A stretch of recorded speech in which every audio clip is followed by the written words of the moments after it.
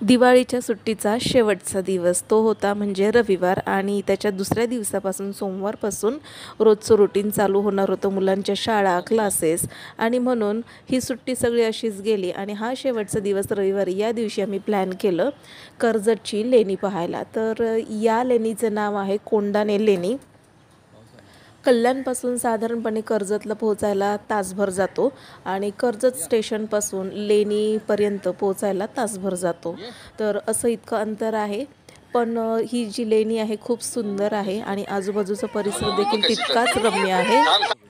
उल्हास नदी गेलेली आहे बाजूने, त्याच्यामुळे निसर्ग खूपच सुंदर असा हिरवागार बहरलेला आहे.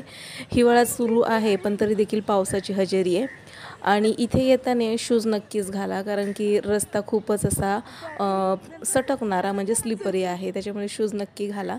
आणि इथे लेणी पाहून निसर्ग पाहून तुम्हाला नक्कीच खूप आनंद आणि समाधान मिळेल. नक्की एकदा भेट द्या.